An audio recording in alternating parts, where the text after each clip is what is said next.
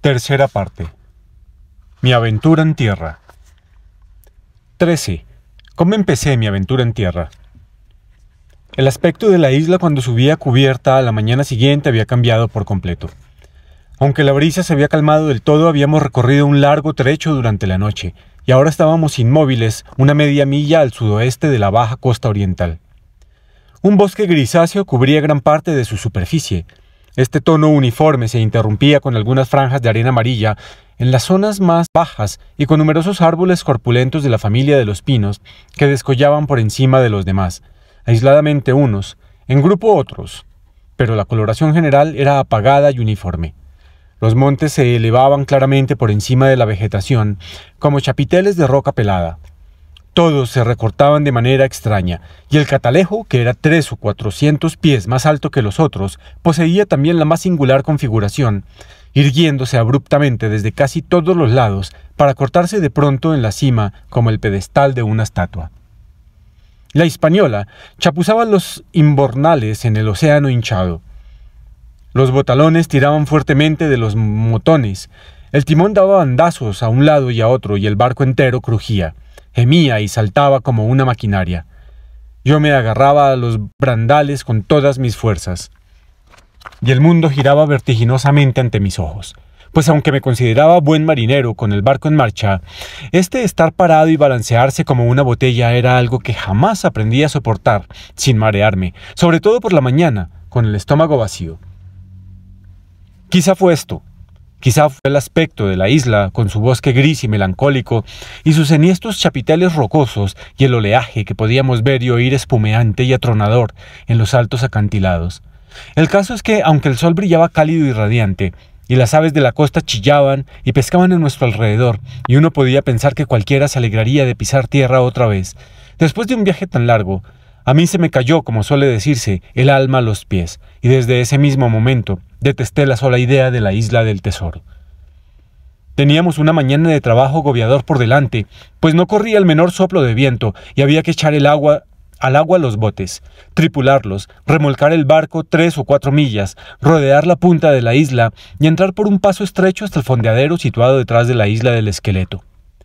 Me ofrecí voluntario para uno de los botes, donde naturalmente no hacía ninguna falta. El calor hacía sudar a mares y los hombres renegaban ferozmente de su trabajo. Anderson patroneaba el bote donde iba yo, y en vez de acallar a su tripulación, protestaba más que ninguno. «Bueno», dijo con un juramento, «no durará mucho». Este comentario me pareció muy mala señal, pues hasta ese día los hombres se habían mostrado diligentes y dispuestos en su trabajo, pero la visión de la isla les había aflojado las cuerdas de la disciplina. Durante todo el trayecto, John el Largo permaneció junto al timonel y dirigió el barco.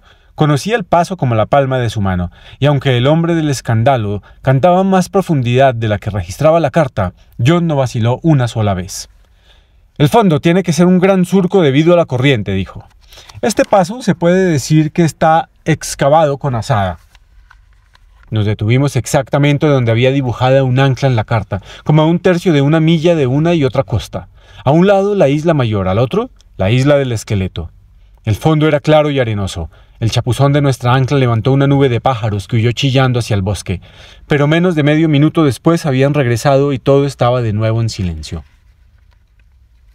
El lugar se encontraba enteramente rodeado de tierra, metido en el bosque, ya que los árboles llegaban hasta la señal superior del agua. La orilla era llana casi toda, y las cimas de los montes se alzaban alrededor, a cierta distancia, uno aquí y otro allá, formando una especie de anfiteatro. 2 riachuelos, o más bien 2 marjales, desaguaban en ese estanque, como se podría llamar, y el follaje alrededor de esta parte de la costa tenía una especie de brillo venenoso. Desde el barco no se divisaba nada de la casa ni de la estancada, pues ambas cosas estaban sepultadas entre los árboles, y de no haber sido por la carta que teníamos en la cámara, podíamos haber pensado que éramos los primeros que anclábamos allí, desde que la isla surgió de entre las aguas. No se movía un solo soplo de aire, ni se oía otro ruido que el bramido del oleaje. A media milla de distancia a lo largo de las playas y contra las rocas exteriores, un extraño olor estancado flotaba sobre el fondeadero, un olor a hojas descompuestas y a troncos podridos. Observé que el doctor olfateaba y olfateaba, como que prueba un huevo pasado.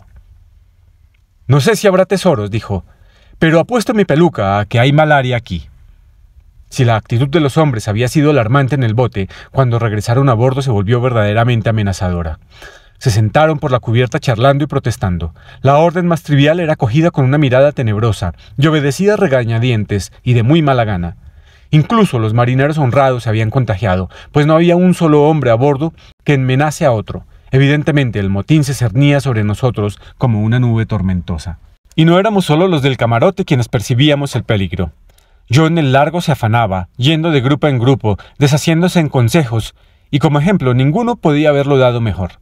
Se excedía en buena voluntad y amabilidades. Era todo sonrisas con unos y con otros. Si se daba una orden, John se enderezaba en un instante con su muleta lanzando el «Sí, sí, señor», más alegre del mundo.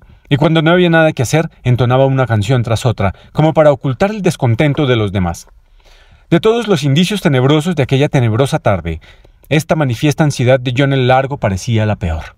Celebramos un consejo en la cámara.